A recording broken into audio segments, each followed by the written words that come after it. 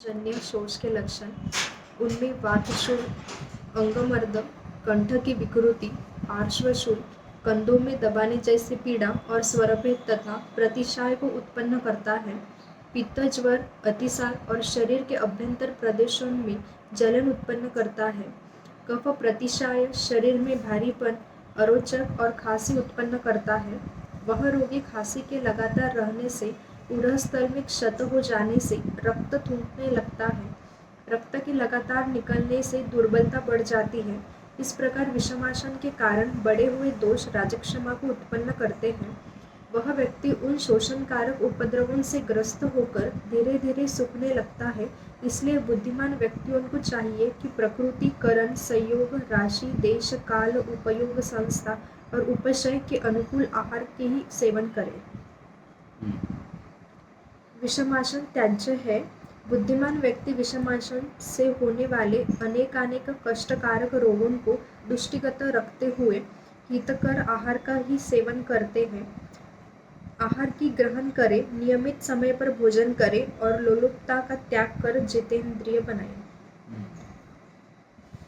राजक्षमा की उत्पत्ति और नामकरण। इस प्रकार शोष के इन 4 कारणों से वात, पित्त, कफ प्रकोपित हो जाता है। वे प्रकोपित होकर नाना प्रकार के उपद्रवों से शरीर को सुखाने लगता है। वैद्य लोग सब रोगों से अधिक कष्टदायी होने से उसे राजक्षमा कहते हैं। अथवा सबसे पहले नक्षत्रों में राजा चंद्रमा को यह रोग हुआ था, अतः इसे राजक्षमा कहते हैं। राजक्षमा का पूर्व रूप। उस राजक्षमा की ये पूर्व रूप है: प्रतिशय, बार बार छिंका आना, मुख से पानी छूटना, मुख मीठा रहना, अन्न की अभिलाषा न होना, भोजन करते समय थकान मालूम होना, पात्र, जल, अन्न, दाल, पुआ, चटनी, भंडारी आदि गंधेनिया दोषयुक्त न हो अथवा थोड़ा सा भी दोष हो तो उनमें अधिक गंदगी या दोष की प्रतीति होना, खाते समय जी मिचलाना, बीच बीच में कभी वमन हो जाना, मुख तथा पैरों में शोथ होना, बार बार हाथों को देखना, आँखों में सफ़ेद होना, हाथों की लंबाई जानने की जिज्ञासा होना, स्त्री प्रसंग की अतिशय इच्छा, निर्लज्जता, अपने शरीर में रोगों की स्वयं बीभत्स रूपों को देखना, स्वप्न में सूखे जलाशय, नदी, कूप आदि का बार बार दिखना, ग्राम, नगर, शहर और जनपदों को सूना देखना, वनों को सूखा, जलता हुआ अथवा कटता हुआ देखना, गिरगिट, मोर, वानर, सुग्गा, सर्प, कौवा और उल्लू आदि से छू जाना, कुत्ता, ऊंट, गदहा और सुअर पर चढ़ना अथवा इनसे खींची जाने वाली गादी पर सवारी करना और बाल, हड्डी, राख, भूमि या अंगारों के ढेर पर चढ़ना आदि का स्वप्न में दिखाई देना, ये राजक्षमा की पूर्व रूप है।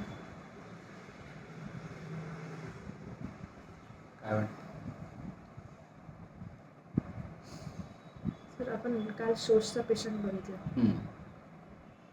ठीक आहे. तर त्याच्यामध्ये रुक्षता होती. त्याचा अग्निमांद्य पण होता, अरुची, जसं याच्यामध्ये सांगितलं.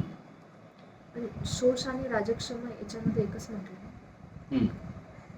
पण राजक्षमामध्ये तर वमनमध्ये रक्त असं काही सांगितलं, पण त्या पेशंटमध्ये दिसत नव्हतं. मग आपण त्याला शोषच कसा म्हणू शकतो? तू जर आता आपण चारही शोषाचे जे प्रकार सांगितले, 4 विविध कारण. साहस संधारण, विषमासन, साहस संधारण, विषमासन आणि शुक्रक्षयाचे क्षय. हे तिन्ही 4ही जे दृष्टिकोन आहेत किंवा विचार आहेत, ते वाचताना असं वाटतं की याचा एकमेकाशी काही संबंध नाही. पण फायनल इम्पॅक्ट जे आहे ते काय होत आहे की कुठल्याही धातूशी संबंधित किंवा दोषाशी संबंधित आलेला शोष आहे. शोष कुठल्या कुठल्या गोष्टींमुळे? आता पहिल्या ह्याच्यात काय झालं, साहसामध्ये त्याची अति जी प्रवृत्ती आहे त्या पेशंटमध्ये आपण पाहिलं तेव्हा तिथं सायकल चालवणं हा एक कारण होतं. अति प्रमाणात जे आहे सायकल चालवणं, म्हणजे पायाची मुवमेंट जास्त होत आहे. ठीक आहे. आणि ते चालू असताना सायकलमध्ये ही पोझिशन ते घेते, या पोझिशनला पकडून चालू होतं. वातप्रकोप होत आहे कारण स्थिरता आहे. स्तंभ आपोआपची एकीकडे वातप्रकोप होत आहे चालवण्यामुळे, दुसरीकडे त्याचं खानपान काय आहे हे आपल्याला माहीत आहे का? नाही. त्याच्या खाण्यामध्ये जे काही अवरोध असेल त्या अवरोधातून तयार झालेलं एक वेगळं कारण आहे, विषमार्शन आहे किंवा